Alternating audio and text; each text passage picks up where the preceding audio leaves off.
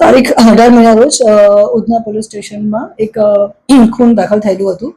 જે ભોગ બનનાર છે જય, એમને જે સામેના આરોપીઓ છે એ મિલિંદ નવલપુરી, બીજા છે એક કિશન અને ત્રીજા આરોપી છે એ પંકજ પાટીલ છે. એ લોકોએ ભેગા થઈ અને એના ઉપર તીક્ષ્ણ હથિયારથી ઘા કર્યા હતા. હોસ્પિટલમાં ઇમિડિયેટલી એમને ટ્રાન્સફર કર્યા પછી ત્યાં એ મરણ ગયેલ હતા. એ લોકોને અંદર બધા પહેલાથી એક મિત્રો હતા, પરંતુ પૈસાની લેવડ દેવડ અને અગાઉ જે 2025માં એક ગુનો દાખલ થયેલો હતો 325, એમાં ભીમનગરના જે રહીશો છે એમની સાથે એ લોકોને માથાકૂટ થઈ હતી અને ઝઘડા તકરાર થયા હતા, જેમાં સામસામે 325 અને 326 દાખલ થયેલી હતી.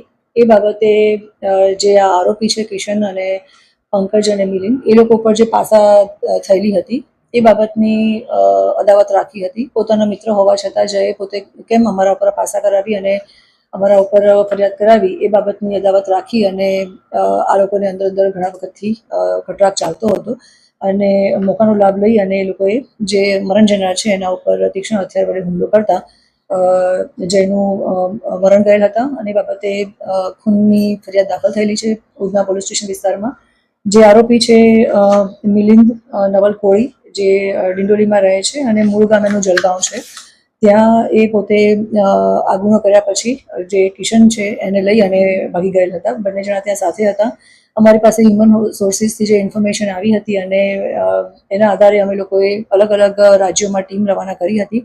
આશરે અમે સાતેક ટીમ રવાના કરેલી હતી, જેમાં જે આ જલગાંવની ટીમ હતી એક વખત ત્યાં જઈને પાછી પણ આવેલી હતી. ફરી પાછી અમને હ્યુમન સોર્સિસથી ઇન્ફોર્મેશન મળતા અમે ટીમ રવાના કરી હતી અને અમને આ સફળતા મળી છે, જેમાં મિલિંદ નવલ કોળી છે એને અમે એરેસ્ટ કરેલ છે. અને જે મારવામાં મદદગારી કરેલ હતી એવા જે બે આરોપી છે કે જેનું નામ છે શુભમ જ્ઞાનેશ્વર પાટીલ, જે ડિંડોલી ખાતે રહે છે, અને બીજા છે રોહિત ગૌતમ સોનવણે, એની પણ મદદગારીમાં રોલ છે. એને પણ અમે 2 જણને અટક કર્યા છે અને બંને મૂળ રહે ડિંડોલીના છે.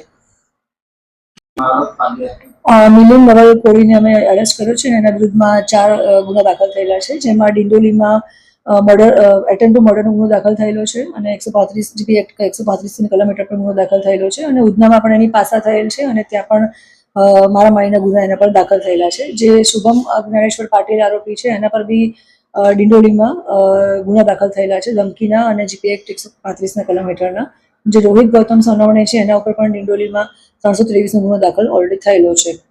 જે કિશન છે એ કિશન ઉપર પણ પાસાની પણ કાર્યવાહી થયેલ છે. પાસામાંથી છૂટીને આવેલો હતો અને અલગ 19 જેવા કિશન ઉપર ગુના દાખલ થયેલા છે.